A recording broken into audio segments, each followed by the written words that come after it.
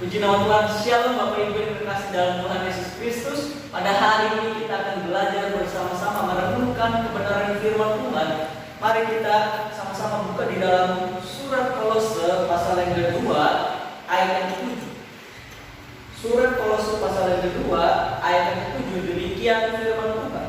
Hendaklah kamu berakar di dalam Dia dan dibangun di atas Dia. Hendaklah kamu bertambah teguh dalam iman yang telah diajarkan kepadamu, dan hendaklah hatimu melimpah dengan syukur. Amin.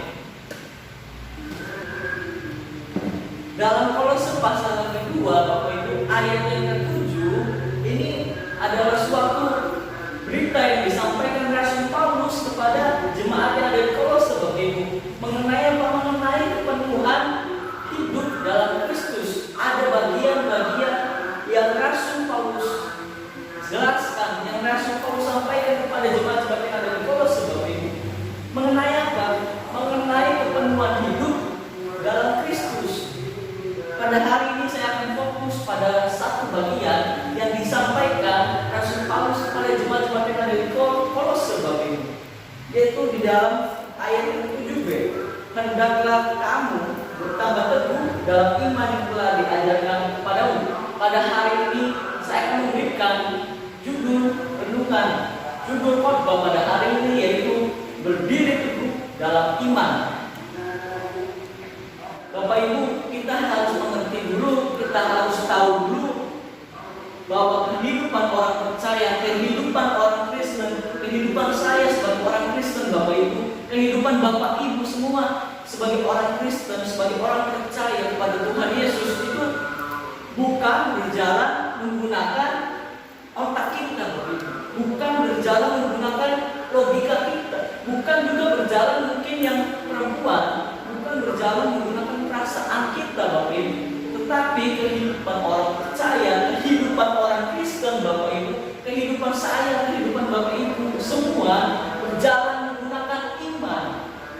Saya yakin dan percaya, Bapak Ibu, bahwa kita semua tidak asing lagi mendengar kata iman, Bapak Ibu, tetapi kenyataannya banyak, Bapak Ibu. Saya melihat kehidupan orang percaya, kehidupan orang Kristen ini tidak mengerti sungguh-sungguh apa arti iman itu sendiri, apa definisi iman itu sendiri, Bapak Ibu. Kemudian ada seorang worship leader dari Hillsong, bahkan bukan hanya seorang worship leader, Bapak Ibu, seorang penulis lagu rohani, Bapak Ibu. Saya mendengar berita itu, dia menyatakan di media sosial dia, di akun Instagram dia, mengatakan bahwa dirinya kehilangan iman kepercayaan, dirinya bingung terhadap iman yang dia miliki, Bapak Ibu. Ini yang mengherankan buat saya, Bapak Ibu. Jujur saya heran, saya terkejut mendengar, melihat berita ini, Bapak Ibu. Mengapa? Karena saya baca berita seorang worship leader ini sudah melayani Tuhan sejak usia 16 tahun, Bapak Ibu. Tetapi dia sangat berani menyatakan di akun Instagram dia bahwa dia ini sudah tidak lagi beriman pada Kristus. Ini hal-hal yang paling membahayakan untuk kehidupan orang Kristen pada saat ini, Bapak Ibu. Jadi definisi iman, arti iman menurut Kamus Besar Bahasa Indonesia, Bapak Ibu, yaitu iman adalah suatu kepastian, suatu ketetapan hati, Bapak Ibu, suatu keteguhan hati. Itu menurut Kamus Besar Bahasa Indonesia. Nah, apa arti iman? Apa definisi iman menurut Alkitab, Bapak Ibu? Mari kita sama-sama, saya ajak Bapak Ibu buka di dalam surat Ibrani pasal yang ke-11 ayat yang pertama. Surat Ibrani pasal yang ke-11 ayat yang pertama. Yang sudah ketemu katakan amin. Mari kita akan baca, saya akan bacakan untuk kita semua. Ibrani pasal ke-11 ayat yang pertama. Demikian firman Tuhan, iman adalah dasar dari segala sesuatu yang kita harapkan dan bukti dari segala sesuatu yang tidak kita lihat. Ini kita harus mengerti dulu, Bapak Ibu. Di dalam Ibrani pasal 11 ayat pertama kita harus mengerti dulu. Jadi definisi iman atau arti iman Itu menurut Alkitab bahwa iman merupakan dasar Bapak Ibu. Fondasi, kalau saya katakan fondasi ketika kita ingin membangun sebuah rumah, kita tidak mungkin tidak ada yang namanya fondasi. Nah, sama seperti kehidupan saya sekarang, kehidupan Bapak Ibu sekarang, kita harus mempunyai dasar, kita harus mempunyai fondasi. Dasar yang seperti apa Bapak Ibu? Dasar yang berkepastian. Dasar, saya katakan sekali lagi, dasar yang berkepastian. Jadi iman itu merupakan dasar, fondasi yang berkepastian. Ingat Bapak Ibu, dasar yang berkepastian Bapak Ibu. Kemudian sebab iman itu memampukan kita sebagai orang-orang percaya, sebagai orang-orang Kristen, itu memampukan sebagai orang-orang percaya untuk berpegang pada pengharapan yang tidak kelihatan. Nah, ini kita harus mengerti dulu Bapak Ibu.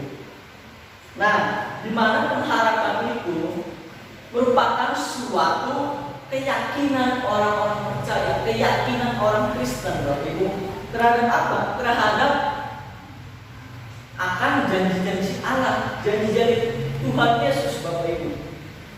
Kemudian Bapak Ibu kita harus mengerti dulu bahwa iman itu sumbernya dari mana Bapak Ibu. Saya ingin mengasih tahu kepada kita semua bahwa sumber dari iman itu adalah bukan karena kita melakukan sesuatu, bukan karena kita berbuat baik, bukan karena kita menabur banyak Bapak Ibu. Kemudian kita mendapat iman, tidak Bapak Ibu.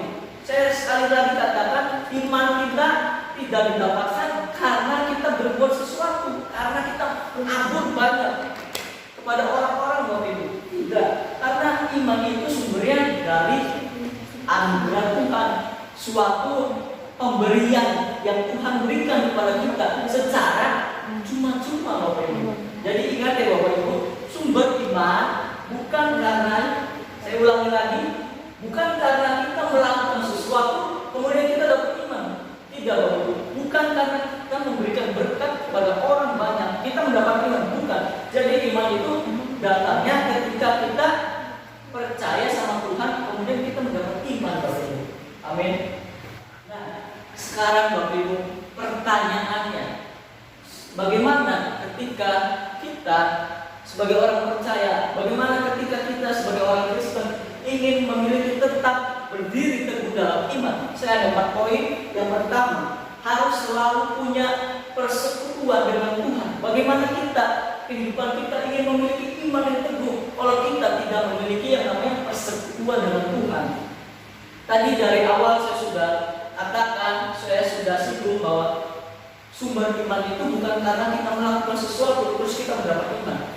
Iman itu sumbernya dari pemberian Tuhan Bapak Ibu. Di mana kita ingin mendapatkan iman yang teguh kalau kita tidak mempunyai hubungan persekutuan dengan Tuhan Bapak Ibu. Nah, banyak di antara kita ketika kita mulai namanya lemah iman, mulai goyah iman kita mulai di situ menyalahkan situasi, menyalahkan kondisi sekitar kita. Padahal Bapak Ibu, saya katakan dengan tegas bahwa itu salah besar Bapak Ibu. Ketika kita lemah iman, ketika kita mulai goyah iman, kita jangan menyalahkan situasi, jangan menyalahkan kondisi Bapak Ibu. Mari saya ajak, ketika kita mulai lemah iman, ketika kita udah goyah iman kita harus yang namanya cross check diri kita. Kita harus introspeksi diri kita. Jangan kita menyalahkan keadaan yang Bapak Ibu. Sekali lagi saya katakan, kita tidak boleh menyalahkan keadaan. Kita harus introspeksi diri. Amin. Dan yang kedua, poin yang kedua yang saya dapatkan yaitu Bapak Ibu harus selalu membaca dan merenungkan kebenaran firman Tuhan. Karena apa Bapak Ibu? Karena di dalam Roma pasal 10 ayat yang ke-17 dikatakan, jadi iman itu timbul dari pendengaran Bapak Ibu, dan pendengaran oleh firman Kristus. Nah, ini sangat jelas Bapak Ibu. Mengapa kita harus selalu membaca dan merenungkan kebenaran firman Tuhan? Karena iman itu timbulnya dari pendengaran akan firman Tuhan Bapak Ibu. Dan poin yang ketiga ketiga yang saya dapatkan Bapak Ibu, bagaimana kita ingin tetap berdiri teguh dalam iman, yaitu harus membangun persekutuan dengan orang-orang beriman Bapak Ibu. Karena di dalam 1 Korintus pasal yang ke-16, Bapak Ibu, dan di dalam 1 Korintus pasal 15 ayat yang ke-33 dikatakan, janganlah kamu sesat, pergaulan yang buruk merusak kebiasaan yang baik Bapak Ibu. Ketika kita ingin memiliki iman yang teguh, ketika kita ingin memiliki iman yang tetap berdiri teguh, kita harus membangun persekutuan dengan orang-orang beriman. Fungsinya apa Bapak Ibu? Fungsinya ketika kita lemah iman, ketika kita mulai yang namanya goyah iman kita, itulah fungsi dari persekutuan dengan orang-orang beriman. Fungsinya bisa mendorong kita, fungsinya bisa menguatkan kita ketika kita mulai yang namanya lemah iman. Itu Bapak Ibu, kalau kita ingin memiliki iman yang teguh, ketika kita ingin berdiri teguh dalam iman Bapak Ibu. Amin. Dan poin yang terakhir Bapak Ibu, poin yang keempat yang saya dapatkan, ini menurut saya sangat penting Bapak Ibu, yaitu jangan lari dari ujian iman. Karena ketika kita sudah melakukan poin yang pertama sampai poin yang ketiga, itu saya sudah katakan sudah bagus Bapak Ibu, sudah luar biasa. Tetapi yang sangat luar biasa lagi ketika kita melakukan poin yang keempat, yaitu jangan lari dari ujian iman. Belajar kita seperti Ayub mengatakan kita tidak bisa menerima yang baik-baik saja dari Tuhan, kita harus menerima juga yang kurang baik dari Tuhan. Amin Bapak Ibu. Janganlah kita mau menerima yang baik-baiknya aja dari Tuhan. Jangan kita mau yang menerima yang enak-enak aja dari Tuhan. Kita harus menerima hal-hal yang kita tidak suka Bapak Ibu, karena itulah proses kita. Nah, iman itu diuji Bapak Ibu, karena kemurnian iman itu diuji. Jadi iman kita itu diuji supaya iman kita terus murni.